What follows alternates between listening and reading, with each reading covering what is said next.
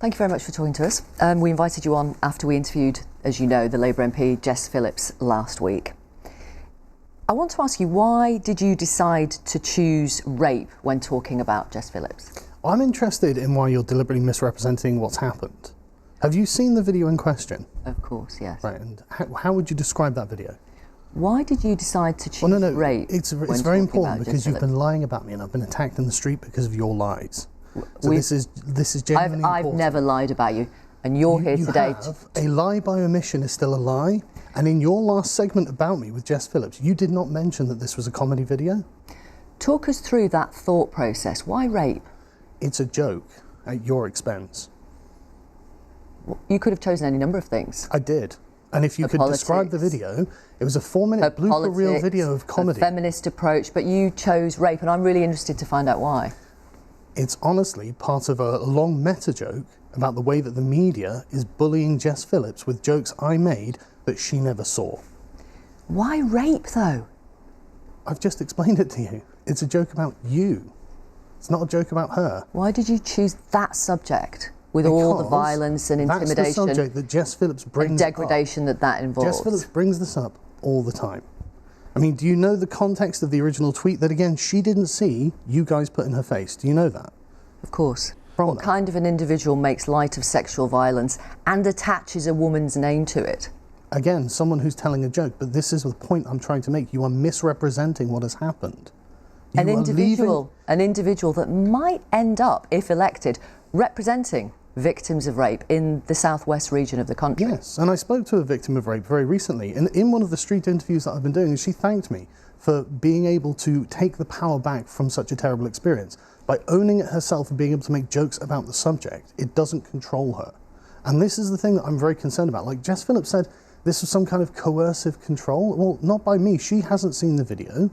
She didn't even see the original tweet. Jess Phillips says it's harassment. Yeah, but by journalists. She told us you are harassing her. By journalists. She feels harassed by what you have said. She didn't see anything that I said. It's journalists like you who put that in front of her face. You're the ones coercively controlling her by making sure she can't get away from it. I've never sent any of that to Jess Phillips. You had to find it. This is tabloid journalism that you have found and put in her face to outrage her. YouTube have taken down your video. West Midlands Police are investigating to see if an offence has taken place. Could I ask you a really personal question? Sure. Have you been raped? I've been sexually assaulted. Is that the first time you've... Do you usually ask people if they've been raped? Do you find that an appropriate question? I appreciate it's a sensitive question and a really personal question. But this is the thing, you assumed that I hadn't. You assumed that I had no understanding I had no idea. I don't think you'd ask a woman if she'd been raped. I have, several times. Really, in this context. And the reason I'm asking that question, obviously, is to see if you understand the impact that your rape discourse has on those who've been victims of sexual violence. Do you realise the impact that this rape discourse has on those who've been the victims of sexual violence? I don't think you get to speak for victims. I've been talking to victims. Yeah, but you don't get to speak for them. I'm not speaking for them. I'm going to tell you what they've said to us. I've told you what victims have said to me. Let me read you what survivors have told us. These are direct quotes. There is no one narrative here. Are you interested in hearing what they've said? No, because you're not interested in hearing what they say to me. Let me read you what survivors have told us. These are direct quotes from people who either watched your video or have read your comments. Honestly, this makes my stomach churn. How does he find this acceptable? Comments like this may not seem a lot to a bloke like him, but to me, jokes about what I went through feel like a bullet. That's from a 31-year-old male survivor of sexual violence in Northampton. And from a mid-20s female survivor, she thanked me for making jokes like this. How do you respond to that? I respond to that by saying, you've been lied to. You are misrepresenting what's happening. You are misrepresenting what's happening. This man has watched your video, he's read your comments. I don't think How do you respond to what he says? And the way that you report the comments is farcical. I'll read you another one. The lack of empathy here from someone seeking public office is sickening. Rape is not funny. As a survivor, I'm angry. There are two sides to every question, and I am empathising with the other side. May I finish, please? As a survivor, I'm angry because it's comments like this that would have prevented me telling anyone what happened to me, and I probably wouldn't be here today without that help. That's from a female survivor, aged 28, from London. But you don't care about the survivor that talked to me. You only care about the survivors that bolster your narrative. Those survivors who are on my side on this issue, you ignore completely. You pretend they don't exist. You said you've spoken to one person. In one town. I've spoken to other people in other towns in the Southwest tour that I'm doing. And they're all survivors of rape. Or sexual assault, yes. Rape Crisis, the charity say. Can I ask? Hang on, look, right. I know what. I'm No. I know. This is what I know, Rape Crisis say. But you're not getting to the core of the issue. This is very surface level interrogation. Rape Crisis say this: experiences of rape and sexual violence and abuse are much more common than most people realise. Material that normalises, trivialises, or attempts to get laughs out of sexual violence can be humiliating and upsetting for survivors. So-called rape jokes are not just insensitive, hurtful, and disrespectful. They are damaging. Yes, I'm aware of the politically correct narrative around this, but there is another narrative that I suppose we can call the non-politically correct one that I support. I think it's a lot more empowering not to be controlled by jokes. I think that owning jokes and laughing at them as a point. Why are you interrupting me? Why are you interrupting me now? Come on. I'm interested that you won't accept that survivors of rape and sexual violence find what you've done to be incredibly hurtful. And you won't accept that survivors of sexual violence find what I've done empowering. You've spoken to one person. No, I've spoken to lots of people. That's just the one example that I'm giving you right now. Why do you think you've had kippers and milkshakes thrown over you while campaigning? Because you're radicalising people by lying about me. So there is a link, you say, between language and acts of violence? There is a link between telling lies about someone in the press, and you don't seem to have any duty of care over this at all, and the things that they're trying to do, because they don't know what I stand for. So there is a link between language, between rhetoric and acts of violence? Yes, but you're not telling jokes. Are you telling jokes? So it follows then that there is a link between your rape language and potential acts of violence? No, because I was telling a joke. It was very clearly contextually a joke. This is why you have to decontextualise it in order for what you're saying to make sense. You sound like a hypocrite. I don't care. It's a joke. Because when who isn't a hypocrite? When you're the target, you blame the words on newspapers or the media. But when you target someone by attaching their name to your rape joke, that's okay. Yeah, but I'm not inciting people. You are inciting people. You're normalising. Every single person I've spoken to about the things that you have said about me don't understand any of it. And if I just sit there and interrogate the people who are alleging things about me, I can just sit there and explain to them the context, and they go, well, that's not very important, is it? You're normalising this kind of language. I'm normalising comedy because at this point comedy is under attack in this country. I'm being investigated for a joke. I can name other comedians who are being investigated for jokes. We have gone down a very dark path. As Orwell says, printed on the front of this building, if liberty is to mean anything at all, it must mean the right to tell people that which they don't want to hear. Do you stand by that or not? This is the BBC. Does the BBC stand by that or not? Here are some comments from your social media pages after your video. Romy Tobinson. Well, she wants some action. Oh, I'm sorry. I'm not accounting for what other people have said. I'm only going to be accountable for what I've said. I'm sorry. No, that's inappropriate. This is normalising. Would you like some of the things that people have said to me because of watching your programme?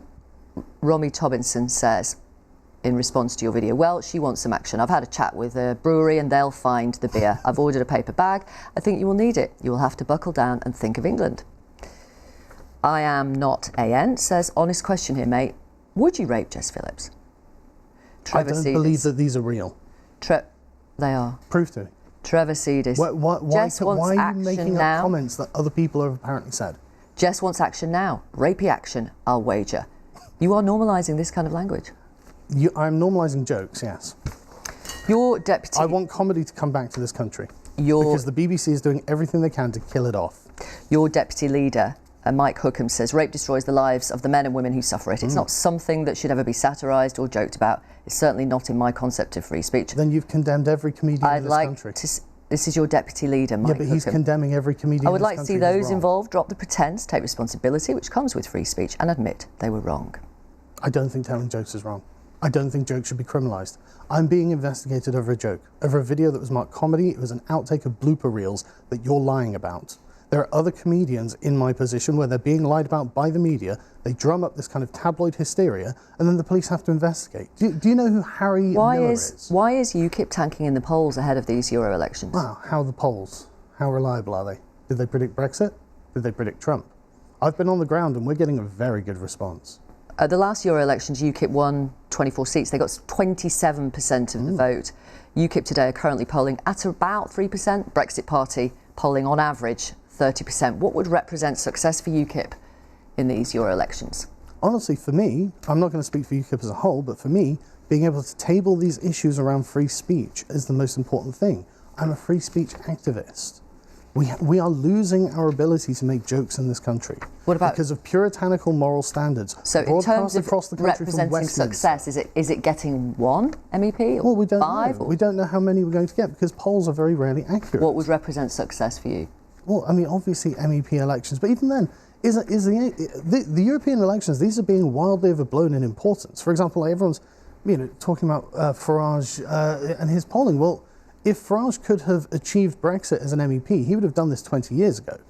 This is all smoke and mirrors. The Brexit Party is not going to last. It's a big stunt. They can't put out a manifesto that's going to satisfy George Galloway and Anne Widdecombe. There is no way. A petition's been started which now has 81,000 signatures calling for a lifetime ban on standing for elected office for those who promote the language of rape or violence, like you. No, you How do you respond to that? I don't promote the language of rape and violence. I make jokes. Do you agree with that? You're the ones decontextualizing this. And no, that's tyrannical. Imagine the hurt feelings of anyone dictating who can and can't stand for election. I mean, if that's the case, then Jess Phillips has got no legitimacy as being an MP because of my hurt feelings from what she did to Philip Davies. And you don't want to talk about that, though, do you? Well, you're referring to the backbench business committee where she laughed at the idea of tabling a discussion about men's issues. That's not funny. You're inaccurate. No, that's inaccurate. No, it's not. I've watched that video a number of times. Well, you've lied about a lot of things today, so I don't take your word for it. I've Let made me tell lots our of audience videos. What happened? How about I tell your audience what happened? Let me tell our audience what happened. Backbench Business Committee meeting in the House of Commons where Conservative MP Philip Davies says women have International Women's Day and in the Commons they have women and equality questions every month. He says, which they don't have for men. And he goes on to say, the opportunity for men to raise issues that are important to them are very limited. At which point you can hear Jess Phillips laughing. Yes. Philip Davies goes on, just to give you a flavour of the type of things men care about on International Men's Day. Then he pauses and he says, I'm not entirely sure why it's so humorous. And then he lists various male issues, including men's life expectancy and male suicide. Yes. And he addresses Jess Phillips laughing before listing those issues. Later she says, you'll have to excuse me for laughing, that the idea that men don't have the opportunity to ask questions in this place is frankly a laughable thing. As the only woman on this committee, it seems like every day is International Men's Day. Yeah, but that's her feminist bias. She blocked it. That's why it wasn't talked about. So her saying, well, he's a man, he can talk about it in any way you want. Not if she's blocking it. And her demand on him, she wants 50% representation in Parliament. That's an unreasonable demand. Philip Davies doesn't get to choose that. So when do we have the debate on male suicide? It's the #1 killer of men under 45. My uncle committed suicide. When do we get to have that debate? Thank you very much for talking to us today. That's the point. We've covered it a number of times on this programme. Thank you very much for talking to us today. Thank you. Thanks for your comments. Claire says, this Carl Benjamin interview on your programme today has made me cry. He sounds just like my rapist, making people believe that it's all a joke and that women are hysterical. Carl says, how can UKIP allow an individual to stand for them after him using the word rape and claim it was a joke? It's disgusting. John says, Victoria, you're one thick woman. Imagine having a conversation with you and you can't understand context. Geraint on email, Carl Benjamin is right not to apologise for his joke. Why? Because there's no point, as he knows his apology will not be accepted and his joke will still be used against him by his political opponents, which include the supposedly impartial BBC. Royston says, I love you for confronting the creature that is Carl Benjamin. I'm a male survivor of years of violent rape. Thank you, Victoria. Peter on Facebook, I will never vote for UKIP again. Carl Benjamin talking to us in an interview recorded just before we came on air. By the way, in the interview he gave one answer in which he pointed out that several comedians have made jokes about sexual assault, which is true in some cases. We took that short bit out because we couldn't find evidence that all of the people he named have done that. If you want to get in touch to talk about that interview or the family courts, many of you still are, we will read some more before the end of the programme.